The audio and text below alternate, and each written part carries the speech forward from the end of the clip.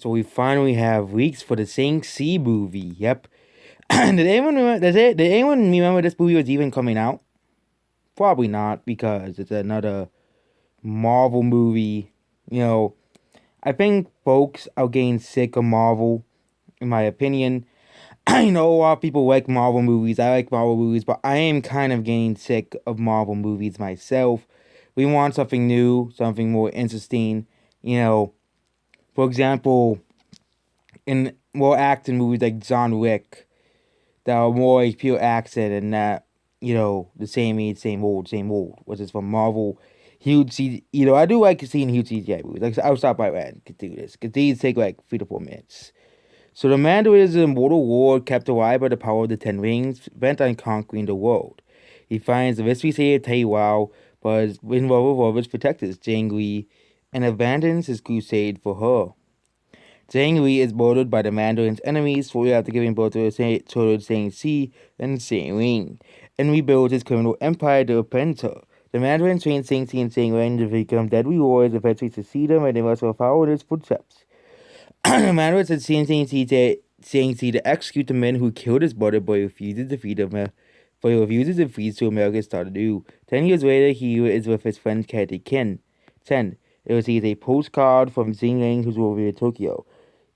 Zhang Qi and Katie are attacked by the Mandarin as a force of Razor Fist in the bus. He steals a necklace from Zhang Qi's brother while a baby while Zhang Qi and Katie are busy stopping the one-way bus. They decide to visit Zhang Ling in Tokyo, and basically a fight over Wong abomination often hostile. A black railroad extremist soldier are also spotted. A Zhang Li resents Zhang Qi, leaving her behind and they fight in the cage, in which he reveals she didn't send the postcard. Razorfist and his men attack and dispar saving Secrets and Shang Xi, Katie and Shang Ling. And of course, Shang Ling's bastard Death Deal arrives and fights Shang Xi while Razorfist steals the necklace as well. At the Shang Ling's headquarters, the Mandarin reveals once that combined necklaces from to path to the Taiwan where you'll find Zhang Li, whose voice he hears in his dreams. The man is convinced the people of Taiwan are taken, and Zhang Li must destroy Taiwan as well. And with Zhang Ling by his side, but they refuse, so he locks them up. In prison, they meet Trevor Staley, who was incarcerated for impersonating the Mandalorian, who was in the Iron Man 3, of course.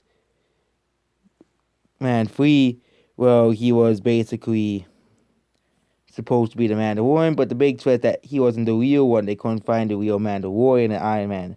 Not Mandalorian, Mandarin in Iron Man 3. So Trevor has befriended Boris, a magical creature from Taiwan, who the Mandarin has captured as well. They raid the Shang-Chi to save her from the Mandarin.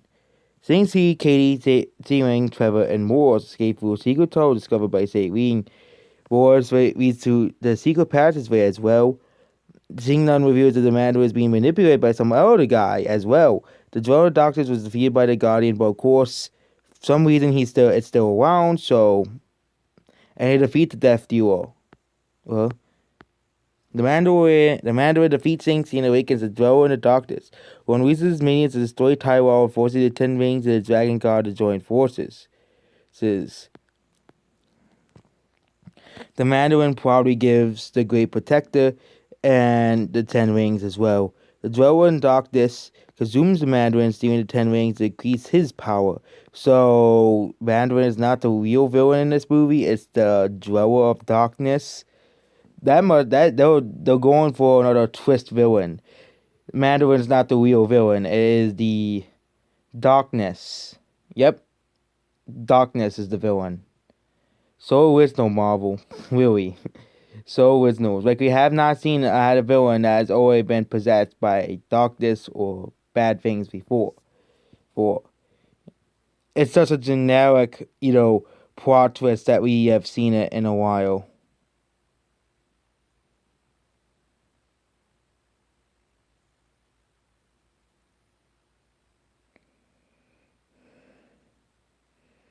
Yeah, but yep, we're gonna go here. Trevor Moore staying in Taiwan as well. Oh yeah, and the dweller was imprisoned again. And they in America they go back to America. The guy returns to Japan, and Shang-Chi returns to America. But we ends with Shang-Chi hanging out with his friends, and then Wong asks him to follow him back to the sanctum. Mid credits, at the same time, Shang-Chi can report on the events to holograms to Bruce Banner and Captain Marvel. Banner is in human form, and there was damage from the snap. Banner and Captain Marvel revealed that the Ten Rings are alien technology of sending a beacon, of course. Post-crack, Saving is in a hold room in the compound. Face-to-face informs that her guest is alive. She walks out on the Mandalorian's phone, and a new army hails her as the new leader of the Ten Rings. Yep, so there we go about Shang-Chi. Shang-Chi just sounds like another generic Jackie Chan.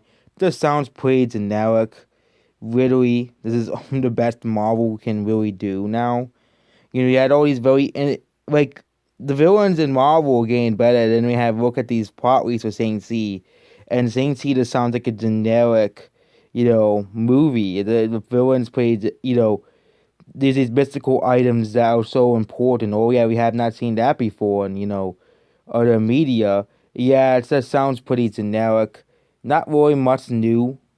Yeah, I know there aren't really many new ideas anymore, but this is Marvel. They can do better than this.